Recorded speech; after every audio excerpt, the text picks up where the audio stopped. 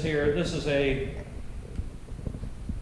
a Dave Manson 300 WSM in this Q.M.M. go gauge, okay? And there's the date. I've had that since way back in 2013. For the WSM, I have one Headspace gauge, and that is a go. I don't even own no-go gauges. But for a lot of cartridges, I have 2, 3, 4. I don't know if I have 5. But for a lot of cartridges, especially belted cartridges, I'll have 4 Headspace gauges. And say maybe I have 2 PTG and 2 Manson. All right? And all that happened is over the years, whenever I was ordering, say, a new 7 mag reamer, and I'll just say include another Headspace gauge, whether I need it or not. And people think that all Headspace gauges are the same, and nothing could be further from the truth. All Headspace gauges are different. It's just an accident if you get 2 of them that are identical. Now you got to understand here, we're working in very small measurements here, so we're getting down into 10,000ths of an inch. But they're never identical. I don't think, someday we're going to get all of my reamers out, lay everything out, and we'll have a reamer video. But I don't think out of hundreds of reamers and Headspace gauges, I don't think I have 2 that are identical. It's not something that happens.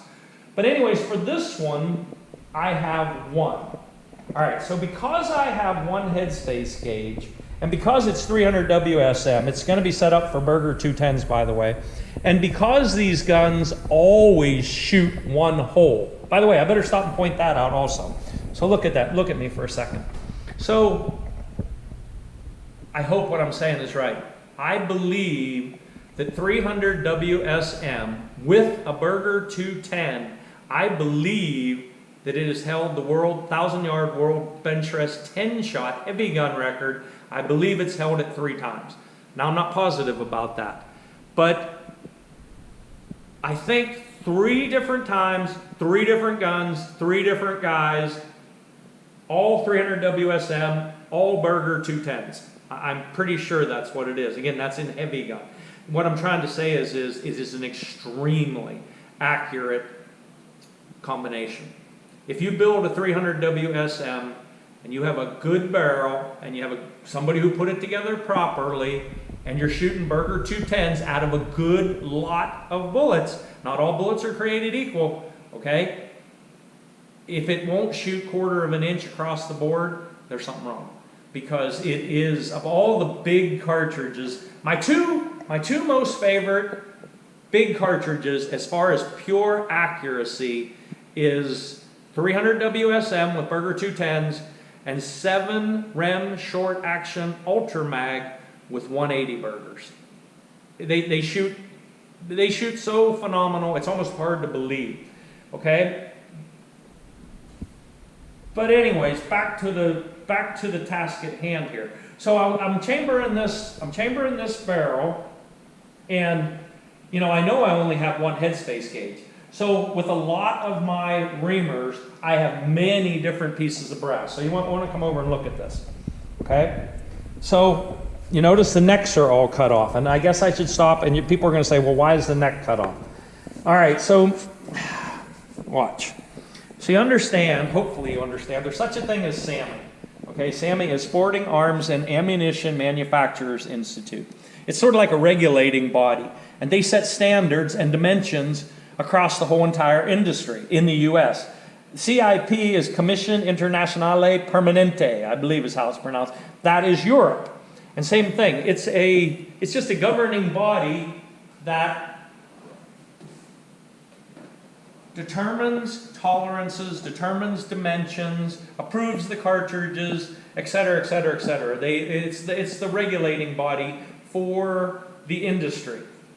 All right, so if you want to know what dimensions are, so look, I just happen to have 2, come on over there. I have 2, and I have a whole bunch of reloading manuals. Someday, by the way, we're going to do that video also. I'm going to get out all my reloading manuals, and we're just going to go through them. I mean, I got stacks of reloading manuals, which you should, especially if you're in this business. But we'll compare them and stuff like that. But for right now, so this is the new Hornady. That's Hornady 10th edition, and I have it open to 300 WSM. And this is Nosler number 9. Good books, by the way. Everybody should have these, and everybody, if you're a serious shooter, you should be reading these. But same deal. Here it is, 300 Winchester short mag. So if you want to know what the dimensions are, the standardized dimensions, that's why they have this print here. They have this drawing, and it has all the dimensions on it.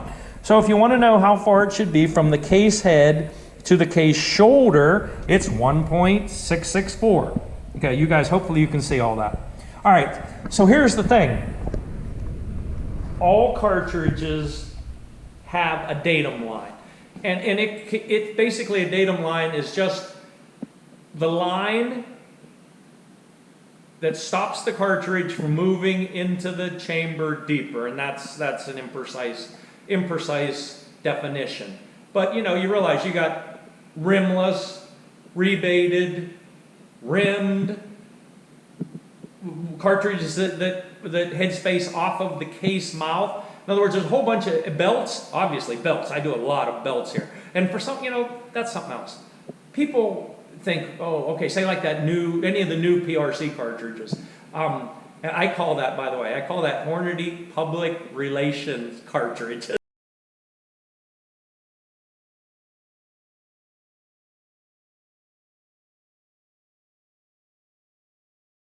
Because that's all they are. It's just, let's not go into it, okay? It's a joke. But say like 7 mag, it has a belt, right? Well, people are like, oh, it has a belt. That must be a bad thing.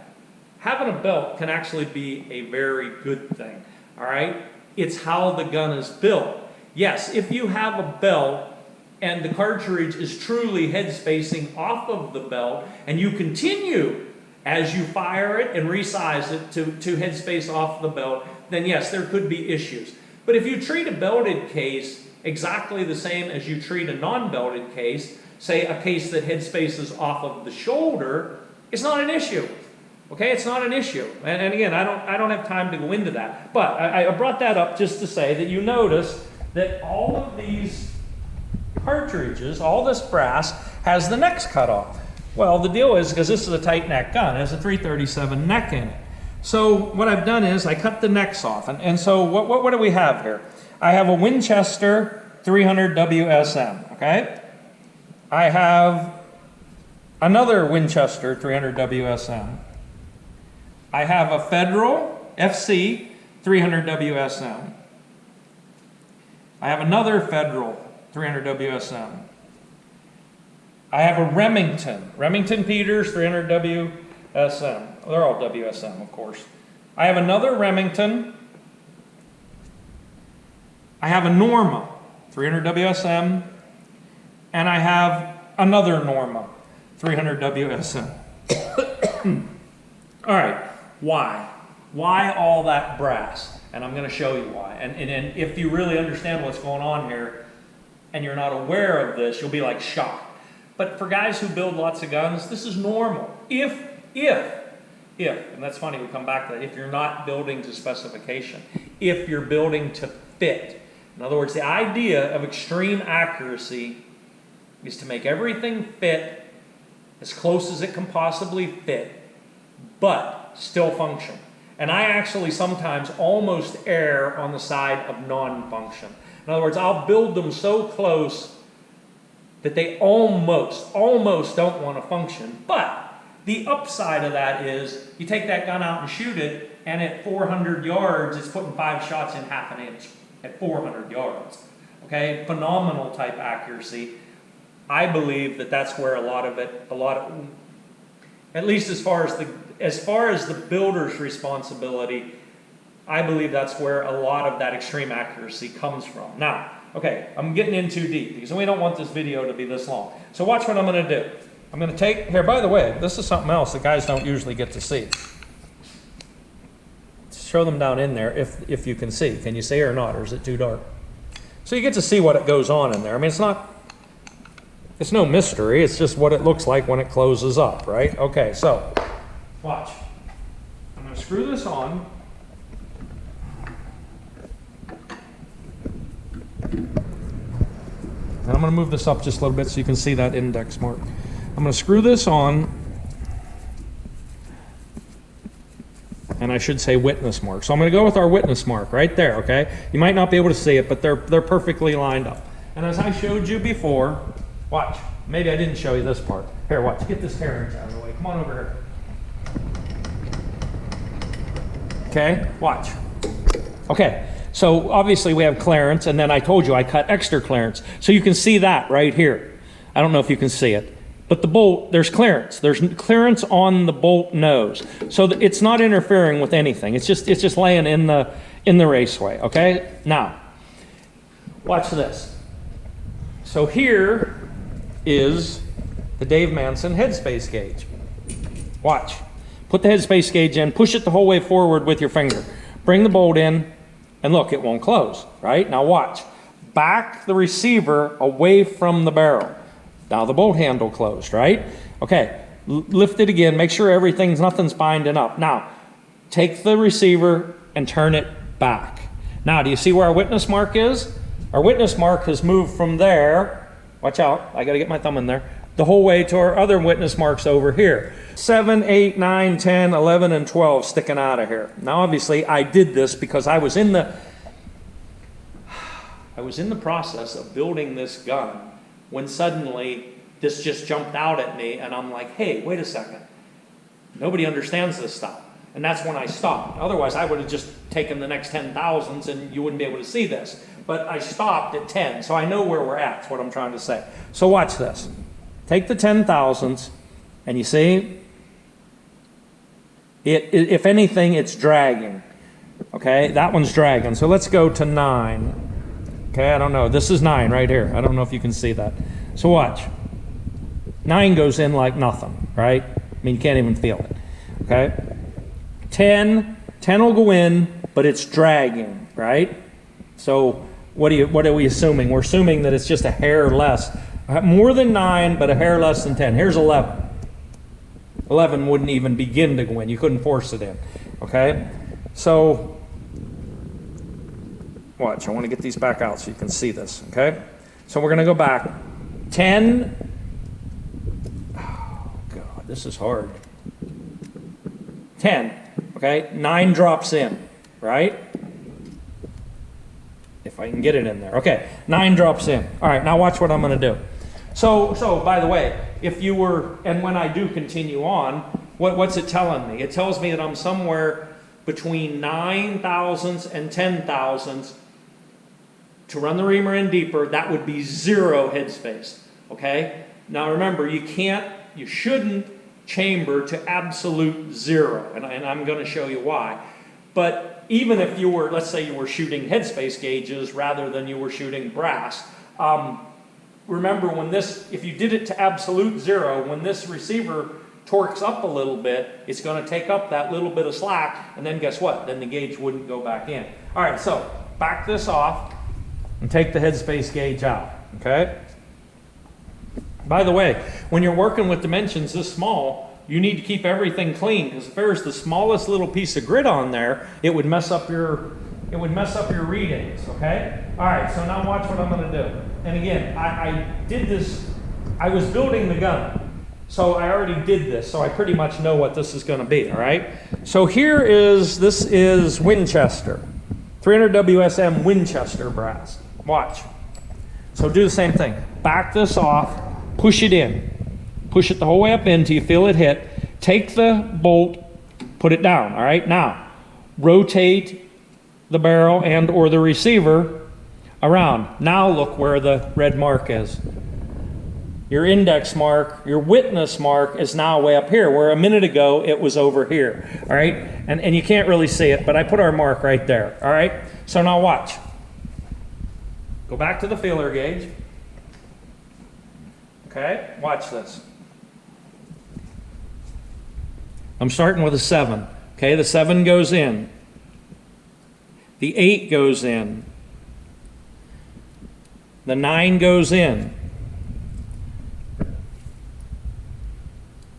The 10 goes in easily. Okay, watch. The 11 will almost go in. The 11 now, the 11 thousandths is dragging the same as the 10 had been. So that piece of brass is 1 thou, approximately 1 thou larger than the headspace gauge. Okay? Okay. So now I want you to think about that for a second.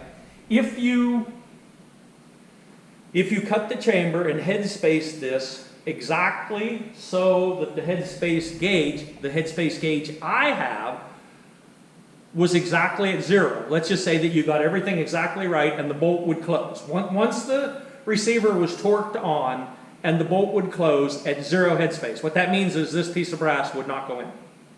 It simply wouldn't go in because it's a thou bigger. You might be able to crush it, but again, that doesn't do anything good for accuracy. So that would not go in. All right, so it's over here on the right. So watch this now. I'm gonna work right, 2 left. Now this one is also a Winchester piece of brass. And by the way, I know people are going to ask this. I have no idea whether these all came out of the same lot number or not, because I've had this set up since 2013. I don't know, and I can't remember whether they came out of the same bags, boxes. I have no idea. All I know is that they're all different, and that's what's important. So okay, so watch. So push that one up in there. Turn this out so you have a bigger gap. Drop the bolt. Now bring this around. Okay? Now look where it is. If anything, it rotated. The receiver has rotated to the rear a little bit more. So watch. Where the heck does the gauge keep going? All right. So I'll do the same thing. God, these are out of order. All right, watch. So here, this is 7. 7 goes in, no problem. Okay, 8 goes in, no problem. 9 goes in, no problem. Here comes 10. 10, like easily. Here comes this. 11, look. 11 goes in, which you knew that because the witness mark is in a different place. Here's 12. I gotta make sure it's not doubled. 12. Okay, 12 won't quite go in. It'll almost go, but not quite. It's dragging. So what do we know now? Okay, wait, let me take this out of here. What we know is that this piece of brass is actually, I have these in the wrong order. This piece of brass is a hair bigger than this piece of brass. So again, if you had headspaced it to 0, neither one of those pieces of brass would go in. Okay? But the interesting thing is they're both different. Now this is a Federal. It says FC, 300 WSM on it. So put it in, push it the whole way forward, back this off, drop the bolt. Now, bring it around. Okay? Maybe I mixed them up because look where that is. Okay, remember it was originally down here, right here is where it was. So it's rotated that far. And that is your gap, okay? So here we go again. Might as well just start at 7 because I know it's going to be at least that much. So there's 7. Good God. Where in the heck did they all go? Here's 9. Let's just go straight to 9. 7, 9. Here's 10.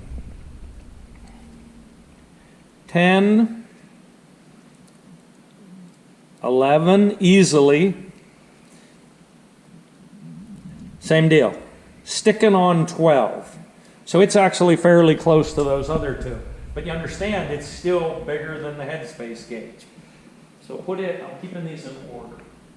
Okay? So now, this is another Federal. Watch, same deal. Make sure it's the whole way up in, rotate it, drop it. And by the way, this is, I'm always saying by feel. This is by feel also. You realize if you grabbed it like a freaking gorilla and turned it, yes, it would compress the case, just a piece of brass. It would compress the case a little bit. So it's kind of your responsibility to make sure that you're tightening it the same each time. All right?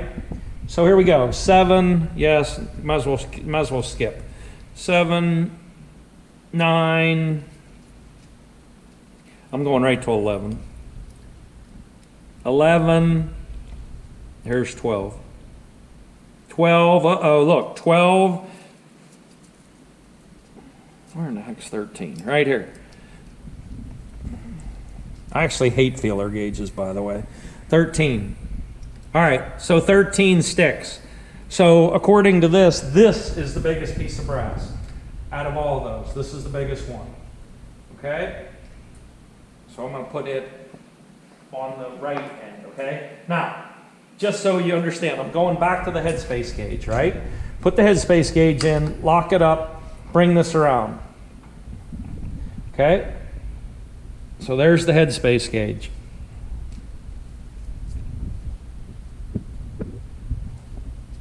I'm going to start at 9. 9 goes. And exactly where we were.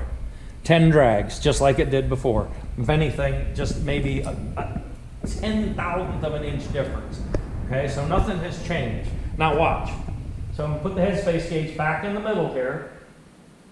Everything to the right was bigger. Okay? Now, let's start going to the left. Right to left. This is a Remington RP 300 WSM. Watch.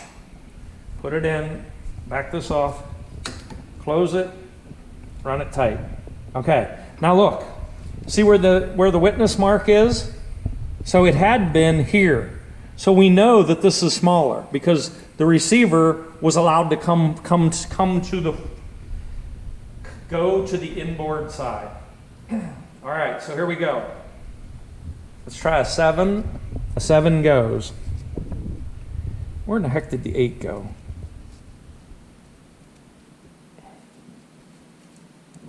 I don't see the 8. Oh, Where is it? I don't see it. Well, how could it disappear? Is it stuck to the bottom of the 7? No.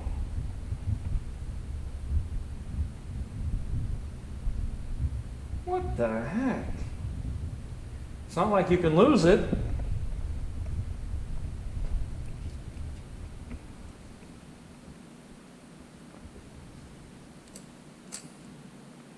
Where in the heck is the 8? Where did the 8 go?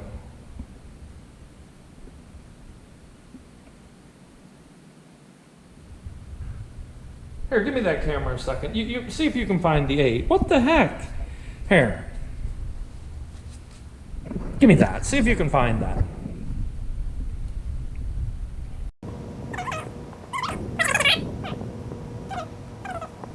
Give it here. Hold that. All right. I'm going to put it all together and then we'll spin it around like the normal way. Watch. I'm all oily now. Okay, so 6, 7, there it was. There it was. It was stuck right there. So, okay, let's go back. So, it was just stuck. 7, 7. Houdini number 8. Okay, here's number 9. Make sure it's not stuck. Number 9. Okay. Now, see? Look. This time, I mean, I could force it in there, but the deal is the 10 doesn't want to go. And there's a little bit of drag on the 9. So, our witness mark is telling the truth. It is verifying what we're seeing, what the feeler gauge is saying. Okay, so that was FC. Now, this is RP, Remington. Watch. Put it in there. Turn it. Okay, now look. Look where it's at. So you realize as the witness mark, as this rotates this way, clockwise, the receiver is coming in. So this should be less. Okay, so let's try it again. Here's 7. 7 goes, no problem. Why does the 8 keep disappearing? Okay, 8.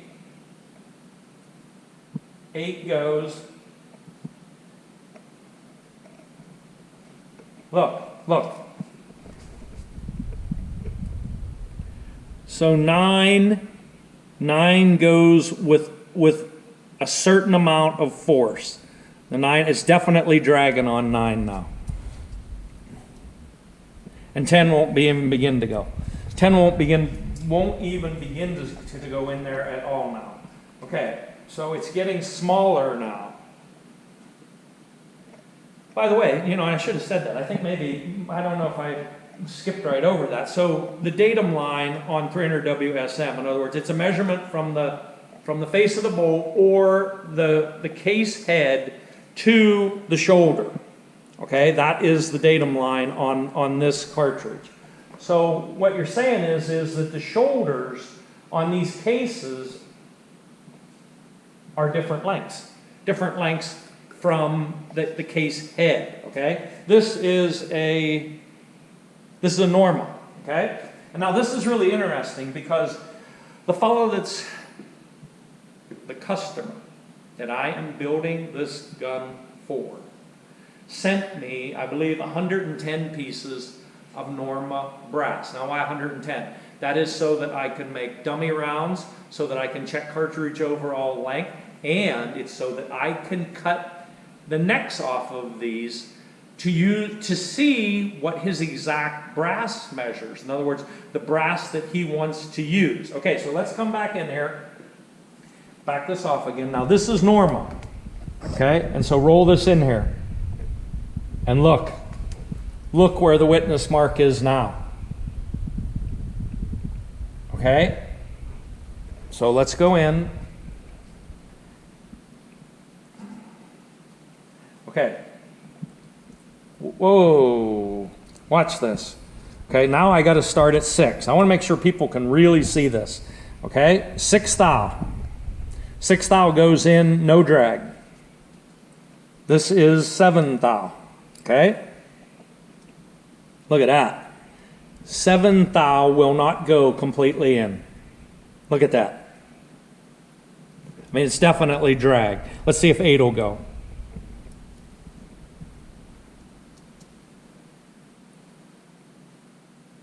Nope, won't even begin. 8 won't even begin to go in. Okay? Now, Norma.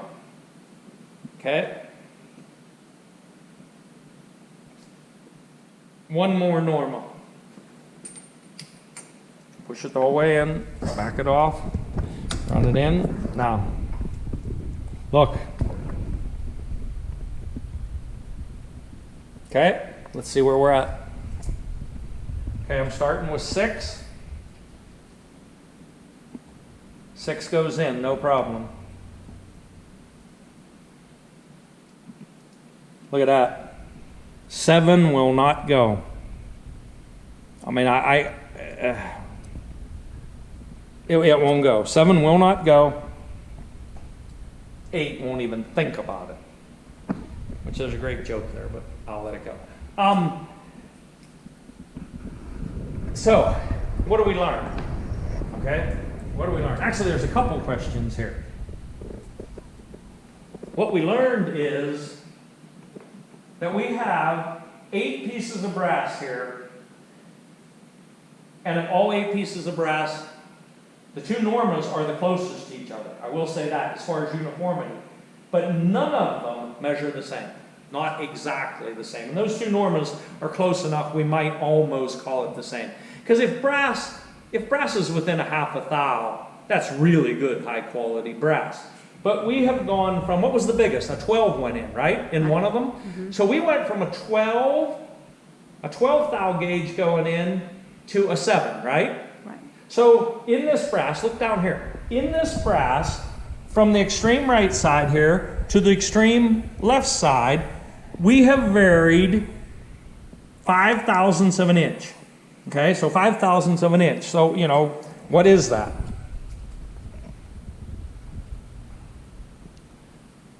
Why is it that you can never find the gauge that you want to find? Okay, so 5 thousandths of an inch, right?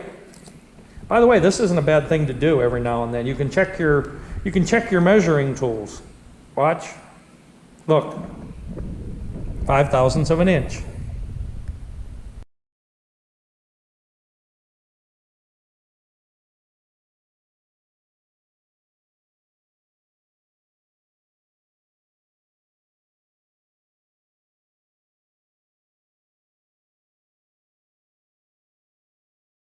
So that is how much it varies from this one to this one. So now there's a couple things here that you have to think about. What that means is if you head spaced this gun that we're building off of this biggest piece of brass, say that you did it to 0 on this piece of brass, that piece of brass over there would have 5 thousandths excess headspace, all right? Because the chamber would be 5 thousandths of an inch deeper, well, let's say it the other way. The piece of brass would be 5 thousandths of an inch shorter than the chamber. Now, here's the thing. When it went off, they're all going to blow out and expand to the chamber dimensions. Yes, that is true. Okay? But excessively stretching your brass is not good no matter how you look at it. All right, that's the first thing I'll say. The second thing I'll say is I remember some articles like 40 years ago in American Rifle Magazine. I think that guy's name was General Thatcher. They wanted to see how much excess headspace, which again, that is the measurement from the face of the bolt, to the datum line, which is some arbitrary line somewhere up here, anywhere, you know, from the edge of, it's somewhere up here that keeps the cartridge from going deeper into the chamber. All right, I remember this vividly because I pay attention to this kind of stuff. 30 thousandths. They actually found that 30 thousandths extra headspace, which is huge, by the way. In most, the difference between most go and no-go gauges is like 4 thousandths, maybe 5 thousandths. I don't know if there's any that are 6 thousandths. In other words, it's a fairly tight tolerance, right? It's a fairly tight standard, is what I'm trying to say. But I remember that article, 30 thou. 30 thou, you could have 30 thou excess, and they were testing them in all different kinds of firearms, and the brass could take that for, listen carefully, for one firing. The brass could take it for one firing. If you tried to resize that brass, it would immediately separate, and you would get a catastrophic case separation, okay? Which is going to let the gas out, and it's going somewhere, and hopefully it isn't in your face. But 30 thousandths, I always thought that was amazing, that brass could take that much abuse. But back to this. If you head spaced it for the big one, you're asking the little one to grow 5 thousandths. So the shoulder is going to move ahead. So you have to ask, where did that extra brass come from? Well, it always comes from right in front of the case head. This is the strongest piece. So it's always going to stretch right here. Okay, again, I don't know if I can, here, I'll use this as a pointer. And again, people should know this. I mean, if you read reloading manuals, you should know this. But it's always going to stretch somewhere right in there, right? It's going to stretch, and this whole shoulder is going to move forward. Right, okay. Well, that's not such a big deal. It's not such a big deal if you know that it did it, and that you're a knowledgeable enough hand loader to understand that to put this brass back in that chamber, that you're not going to push it back.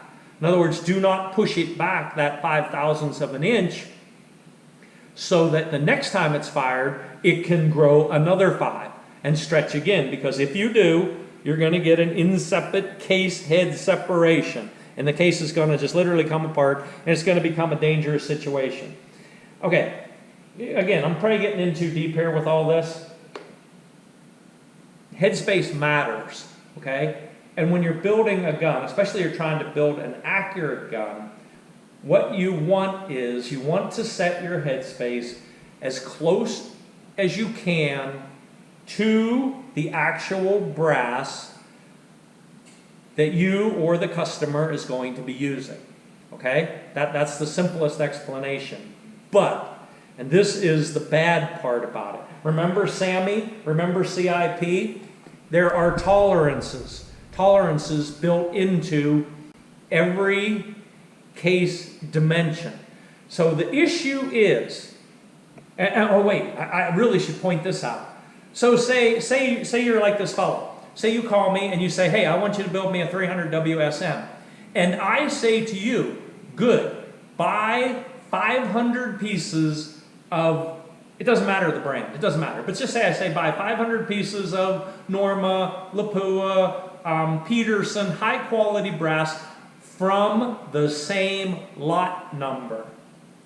If you do that for me, you're making my job easier, but that's not the reason. It's not to make my job easier. What it is it's to put the advantage, the accuracy advantage in your favor. Because what we're going to do now is you have 500 pieces of brass. Well, that, if you get, let's just say you get 5 firings out of it, 500 times 5, 2,500, you've worn the barrel out. You shot the barrel out, okay? So you've got enough brass for the life of that barrel. And in fact, you might have enough brass just with 200 or 300. But I am Mr. Overkill, okay? Everybody knows that. I do anything over and above what needs to be done. That's just my nature. But if you have 500 pieces of brass, what I can do then is I can measure all the brass, right? I can find out how much deviation is there. Which one is the big one? Which one is the small one? And if anything, sometimes, if they're really great uniformity, it doesn't matter.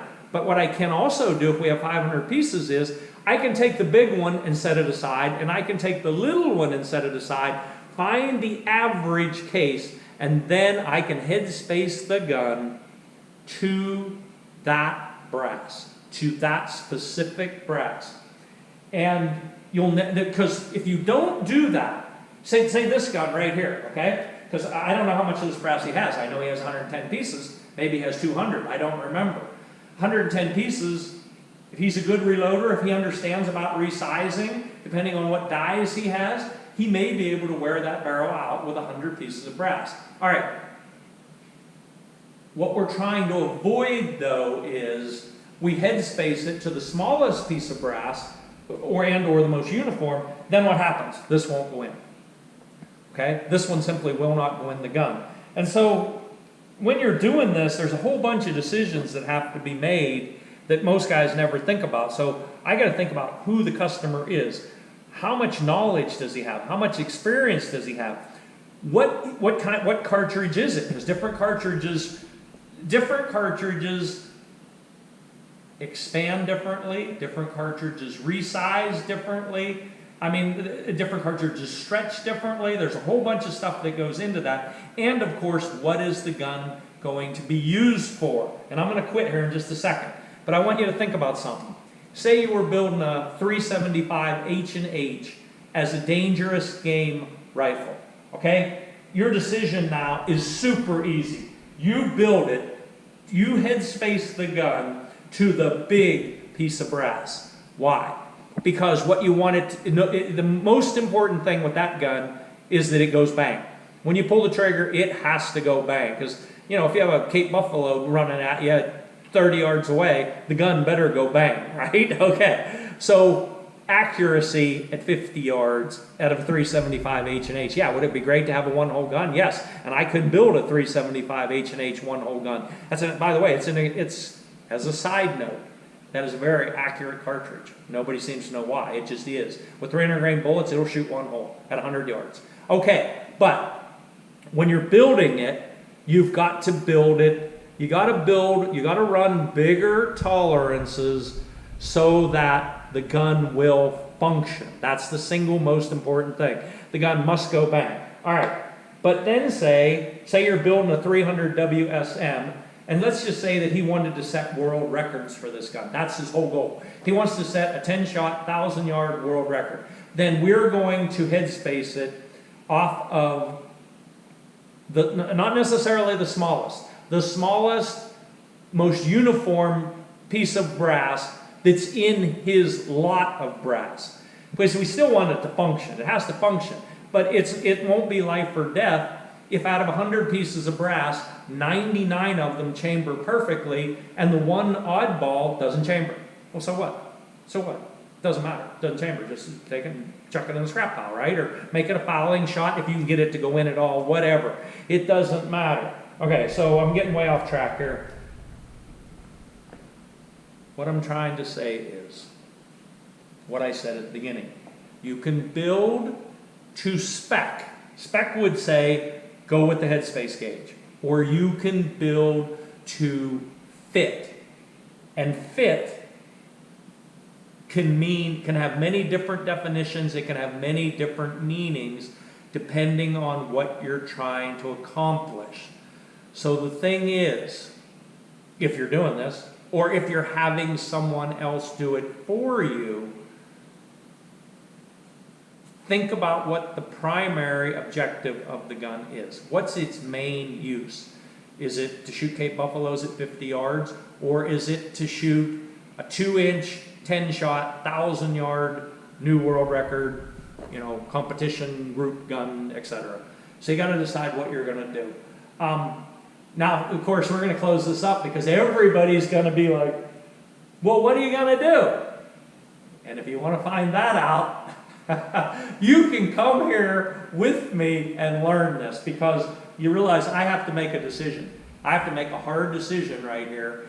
And except for the fact that I just informed all the viewers of this and informed that nobody knows. Nobody knows what it is that the guy does. So I'm not going to tell you. See you later.